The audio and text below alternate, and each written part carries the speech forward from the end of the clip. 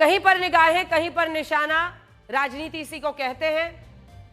आइए आपको बताते हैं क्या हुआ है। समाजवादी पार्टी की सांसद और पार्टी अध्यक्ष अखिलेश यादव की पत्नी डिंपल यादव, जो खुद भी एक सांसद है, सांसद डिंपल यादव के कथित अपमान पर एनडीए गुस्से में है। अखिलेश यादव की चुप्पी है। एनडीए सवाल पूछ रहा है कि क्या ये वोट बैंक वाली चुप्पी है। पूछा जा रहा है कि क्या अखिलेश यादव के लिए पत्नी के अपमान से बढ़कर वोट बैंक है। पूरा मामला मौलाना साजिद रशीदी के एक बयान का है। साजिद रशीदी इमाम एसोसिएशन के अध्यक्ष हैं। साजिद रशीदी की टिप्पणी सीधे डिंपल यादव को लेकर थी। पिछले हफ्ते मस्जिद गई डिंपल यादव के पहनावे को लेकर साजिद रशीदी ने ऐसा बयान दिया है जिसको सुनाना भी मुश्किल है। इस बयान पर आज एनडीए के सांसद संसद के बाहर प्रदर्शन करते नजर आए। मतलब आप ये समझिए कि डिंपल के सम्मान में एनडीए वाले मैदान में, लेकिन समाजवादी पार्टी का कोई नेता वहां मौजूद नहीं था। एनडीए मौलाना साजिद रशीदी के बयान को महिला की गरिमा सम्मान का अपमान बताकर आक्रामक थी। लेकिन अगर ध्यान से समझेंगे तो एनडीए का निशाना समाजवादी पार्टी की पीडीए पॉलिटिक्स पर है, जिसके एक को सुविधा के अनुसार समाजवादी पार्टी कभी अगड़ा तो कभी अल्पसंख्यक बना लेती है। पिछले हफ्ते जब अखिलेश यादव अपनी पत्नी और सांसद डिंपल यादव के साथ समाजवादी सांसदों को लेकर संसद के बगल में ही एक मस्जिद है वहां पर गए थे, तो इसे बीजेपी ने संविधान का उल्लंघन ये कहकर बताया था कि धर्म की आड़ में सियासत की गई। कोई राजनीतिक पार्टी अपनी बैठक धर्मस्थल पर नहीं कर सकती है। मस्जिद के इमाम समाजवादी पार्टी सांसद मोहिबुल्लाह नदवी हैं, इसीलिए बीजेपी ने इसे तूल देने में कोई कमी नहीं छोड़ी थी, खूब पॉलिटिक्स की। लेकिन अब जो मौलाना साजिद रशीदी ने मस्जिद गई डिंपल यादव के पहनावे पर आपत्तिजनक बोल दिए, तो एनडीए ने इसे महिला सम्मान का मसला बना दिया है। एनडीए ने इस दांव में अखिलेश को चारों तरफ से घेरने की कोशिश की।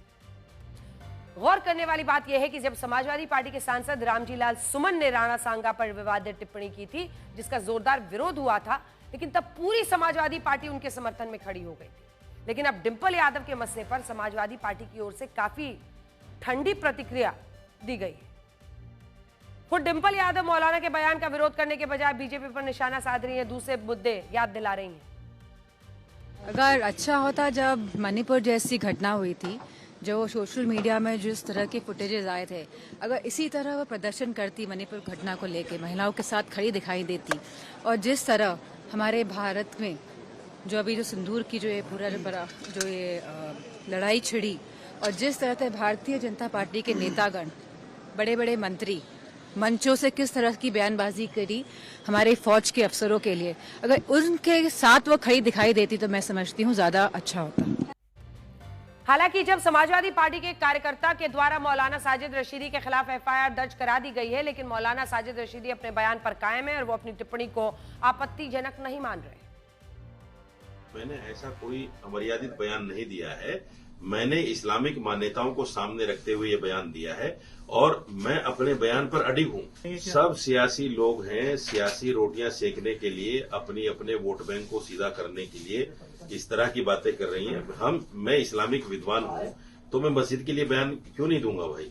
उसके लिए अखिलेश यादव बयान थोड़ी देंगे, ये जेपी नड्डा बयान देंगे। मैं बयान दूंगा, मैं इस्लामिक विद्वान हूं, मुझे पता है मस्जिद की मर्यादाएं क्या है, उसकी मान्यताएं क्या है। मर्यादा महिला की क्या है ये शायद साहब भूल गए। यहां मैं आपको बता दूं कि नवंबर 2009 में डिंपल यादव फिरोजाबाद लोकसभा उपचुनाव हार गई थी।